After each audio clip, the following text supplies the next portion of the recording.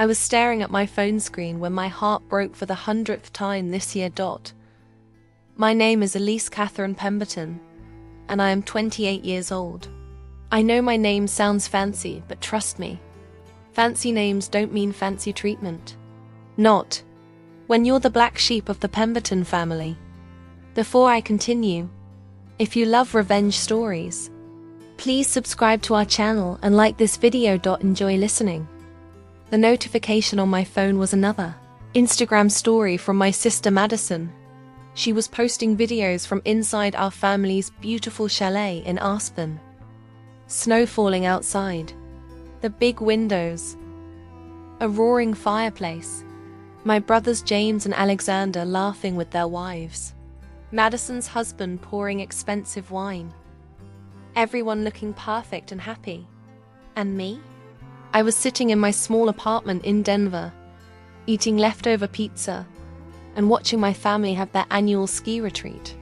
The retreat I was never invited to. The retreat that was supposed to be for family only, but somehow I never counted as family. I put my phone down and looked at the framed photo on my coffee table. It was me and my grandfather, Robert Pemberton, when I was 15. We were standing outside the children's hospital, where his charity had just donated new equipment. Grandpa had his arm around me, and we were both smiling so big our faces hurt. "You're the only one who understands what real wealth means, Elise," he had told me that day. "It's not about what you have. It's about what you give." Grandpa died 3 years ago. I was the only one who cried at his funeral. My siblings were too busy checking their phones and complaining about how long the service was taking. After Grandpa died, I kept running his charity. The Pemberton Foundation helped sick children and their families. I worked 60 hours a week for almost no pay because I believed in what we were doing. I believed in honoring Grandpa's memory. But running a charity is expensive. We needed money for medical equipment, for family support programs, for the little things that make sick kids smile. Grandpa had left us his collection of antique furniture and art to sell when we needed funds. He made it very clear in his will that these antiques were for the charity, only for the charity. I hadn't touched them yet. I kept hoping my family would help with donations instead. I kept hoping they would care about Grandpa's work the way I did. I was so stupid. 2 weeks after seeing that Instagram story, I got a call from Mrs. Henderson. She was an elderly lady who volunteered at the charity. She sounded upset. "Elise, dear, I was at the antique auction downtown today. I saw something that made me very confused." "What do you mean, Mrs. Henderson?" "I saw your grandfather's writing desk, the beautiful mahogany one with the brass handles. It was being sold at auction." My blood went cold. "That's impossible. That desk is in the storage room at the foundation." "No, dear. I'm sure it was the same desk. I remember it from when I visited your grandfather's house. The auctioneer said it came from a private collection." I hung up the phone and drove straight to the foundation's storage room. My hands were shaking as I unlocked the door. Inside, I found empty spaces where Grandpa's antiques used to be. The writing desk was gone. The Ming vase was gone. The oil paintings were gone. Even the antique clock that used to chime every hour was missing. Someone had stolen from the charity. Someone had stolen from sick children. But I knew it wasn't really stealing. I knew exactly who had taken these things. I spent the next 3 days investigating. I called auction houses. I checked online sales. I even hired a private investigator with the last of my savings. What I found made me sick. Madison had sold the writing desk to pay for her new BMW. James had sold the Ming vase to cover his gambling debts. Alexander had sold 3 paintings to pay for his wife's plastic surgery. They had been selling Grandpa's antiques for 2 years, using fake documents. That made it look legal. They had stolen from dying children to pay for their luxuries. I tried calling each of them. Madison hung up on me. James told me to mind my own business. Alexander laughed and said, "Grandpa's dead, Elise. He doesn't care about some old furniture anymore." That night, I sat in my apartment and cried. I cried for Grandpa.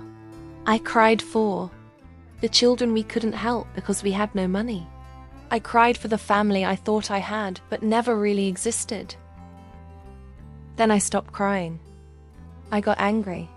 And when I get angry, I get dangerous. I was done being the good daughter. I was done being ignored and forgotten. I was done watching my family destroy everything Grandpa worked for. If they wanted to play games, I would play games. But I would play to win. The first thing I did was research. I found out that the chalet next to our family's Aspen property was for sale. It was smaller than ours, but it was right next door. Perfect for what I had in mind. I created a limited liability company called Mountain View Properties. I used my middle name and my mother's maiden name, so it wouldn't trace back to me easily. Then I bought the chalet. It cost almost all of my savings and I had to take out a loan, but I bought it. Next, I started planning their downfall, and I had a whole year to do it because they always took their ski trip during the first week of February. I spent months setting up my revenge. I found actors through a casting agency in Los Angeles. I hired them to play wealthy buyers who were interested in purchasing mountain properties. I coached them on how rich people talk and act. I gave them fake business cards and expensive clothes. Also started collecting evidence of everything my siblings had done. Every antique they sold. Every lie they told. Every document they forged. I had it all. But the best part of my plan was the local society blog. Aspen has a gossip blog called Powder and Pearls that all the wealthy people read. The woman who writes it, Carolyn Marsh, loves scandal more than anything else in the world. I had been anonymously sending Caroline little bits of information about my family for months. Nothing too serious yet. Just enough to make her interested. In learning more. Everything was ready. I just had to wait for February. February 1st came, and my family posted their usual photos. They were all at the chalet, drinking champagne and acting like they were the happiest family in the world. I was at the chalet next door, watching them through my window. On February 2nd, I put my plan into action. The first thing I did was send my actors to visit the family chalet. I had 3 of them. Robert played a tech billionaire from Silicon Valley. Sandra played a Hollywood producer. Michael played a real estate developer from New York. They showed up at the chalet at different times, all claiming to be interested in buying the property. They offered huge amounts of money. They asked detailed questions about the house and the land. They took pictures and measurements. I watched from my window as my family got more and more confused. They kept asking each other, "Did you put the house on the market?" None of them had. Of course. By the end of the day, they were panicking. They thought someone was trying to force them to sell their beloved chalet. But that was just the beginning. On February 3rd, Carolyn Marsh published a blog post that changed everything. The post was titled, "The Pemberton Family, Not as Perfect as They Seem." In it, she revealed that James had been cheating on his wife with his secretary. She revealed that Madison had been lying about her charity work and was actually using charity funds for personal expenses. She revealed that Alexander had been arrested for drunk driving 3 times, but had used the family's connections to keep it quiet. But the biggest revelation was about the antiques. Carolyn had somehow gotten hold of all the evidence I had collected. She published photos of the stolen items being sold at auction. She published copies of the forged documents. She published everything. The blog post went viral. Within hours, it was being shared on social media by everyone in Aspen. The Pemberton family name was being dragged through the mud. I watched from my window as my siblings ran around the chalet like chickens with their heads cut off. They were making phone calls. arguing with each other, and drinking more wine than usual. But I wasn't done yet. February 4th was the day of the annual Aspen Winter Charity Auction. It was the biggest social event of the winter season. All the wealthy families attended to bid on expensive items and show off their wealth. My family had to attend. They were major donors and everyone expected to see them there. Even though they were dealing with the scandal, they couldn't skip the auction without looking guilty. I attended too, but I disguised myself. I wore a blonde wig, expensive clothes I had borrowed, and dark sunglasses. I looked like just another rich lady at the auction. During the auction, I had arranged for something special to happen. I had hired professional appraisers to attend the event. These appraisers had been investigating stolen antiques for months. They had warrants to search for specific items. Right in the middle of the auction, when everyone was watching, the appraisers stood up and announced that they were looking for stolen goods. They had a list of items that had been illegally sold from the Pemberton Foundation. Then they did something amazing. They walked straight to my family's table and began asking questions about the antiques. They showed photos of Grandpa's writing desk, the Ming vase, and the paintings. They asked my siblings where these items were and how they had gotten permission to sell them. My siblings couldn't answer. They sat there with their mouths open while hundreds of people watched and whispered. Appraisers announced that they were opening a criminal investigation into the theft of charity property.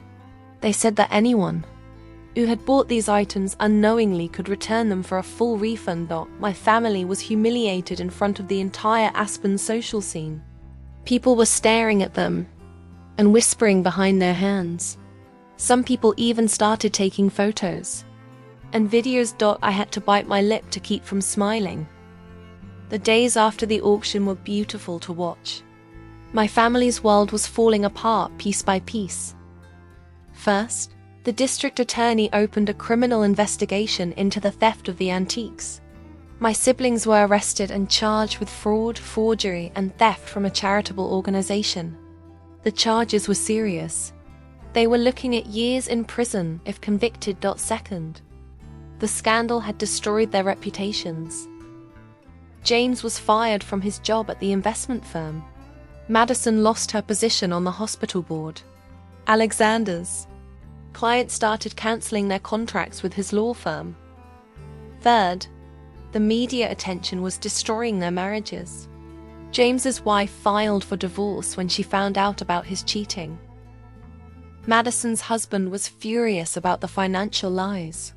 Alexander's wife was embarrassed by his drinking and driving arrests. But the worst part for them was the money. They had to hire expensive lawyers to defend themselves in court. They had to pay back the money they had stolen from the charity. They had to pay fines and legal fees. They were running out of money fast. By March, my family was desperate. They needed money for their legal defense, and they needed it fast. They had already sold their cars and jewelry. They had borrowed money from friends and relatives. But it wasn't enough. They had only one option left. They had to sell the Aspen chalet. The chalet was worth millions of dollars. It was their last valuable asset. Selling it would give them enough money to pay their lawyers and maybe stay out of prison. They put the chalet on the market in April.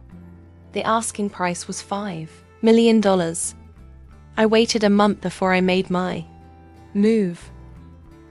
I wanted them to get desperate. I wanted them to lower the price. In May, they dropped the price to $4 million. Still too high for what I wanted to pay. In June, they dropped it to $3 million.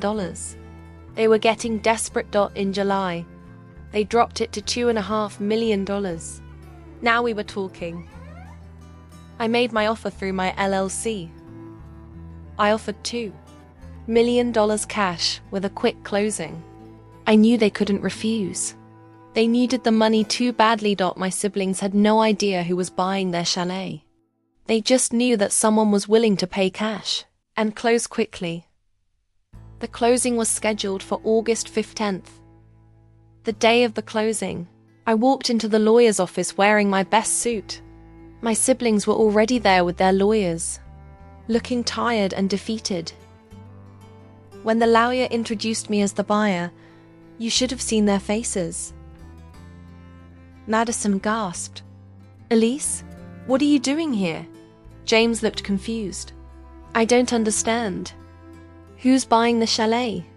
Alexander was the first to figure it out. You're buying it. But how? You don't have that kind of money." I smiled at them. "I found a way. I found several ways, actually." The lawyer explained that Mountain View Properties LLC was purchasing the chalet. He didn't mention that I own the LLC, but I could see my siblings putting the pieces together. "You planned this," Madison whispered. "You planned all of this."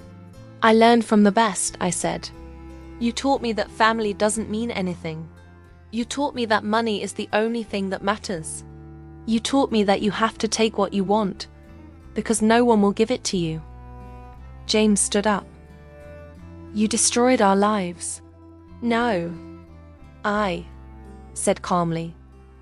"You destroyed your own lives. You stole from sick children. You lied and cheated and forged documents. You broke Grandpa's heart and you broke mine. I just made sure everyone knew the truth." Alexander was angry now. "You're crazy. You're a psychopath." "I'm justice," I said. "I'm what happens when you push the wrong person too far." The closing continued. Papers were signed. Money was transferred. The chalet was officially mine. As we left the lawyer's office, Madison grabbed my arm. "We're still family, Elise. We're still your siblings." I looked at her hand on my arm and then looked at her face. "You stopped being my family the day you stole from dying children. You stopped being my family the day you forgot what Grandpa taught us about real wealth." I pulled my arm away and walked to my car. I didn't look back. 3 months later, I was standing in front of the Aspen Chalet again.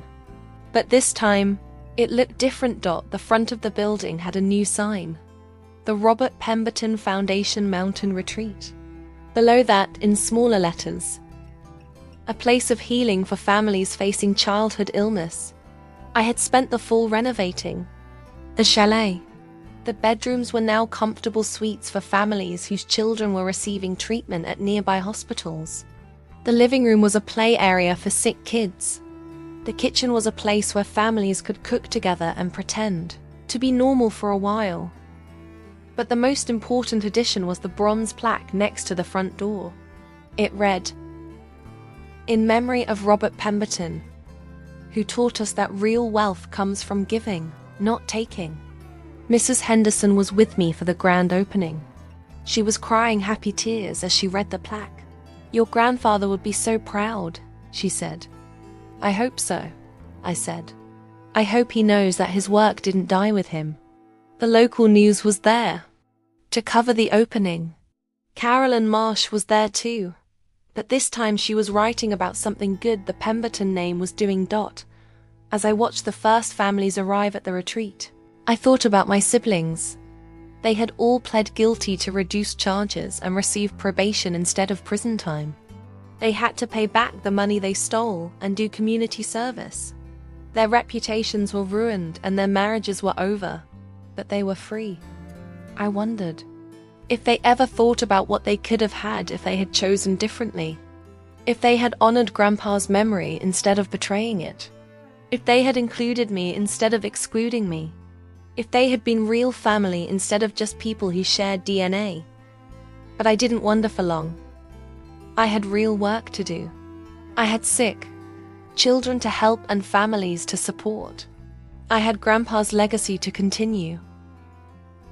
I had learned that revenge is sweet, but justice is sweeter. And the sweetest justice of all is when you turn something evil into something good. My name is Elise Catherine Pemberton and I am 33 years old. I still work at the Pemberton Foundation, but now it's one of the most successful children's charities in Colorado. The Aspen Retreat has helped over 200 families. We've expanded to include a second location in Vale. We've donated millions of dollars worth of medical equipment and family support services. I never got my siblings back. They moved away from Colorado and we haven't spoken in years. But I found something better than siblings. I found a family of volunteers, donors, and families who believe in what we're doing. Sometimes people ask me if I regret what I did. If I regret destroying my family's lives to get revenge. I always tell them the same thing.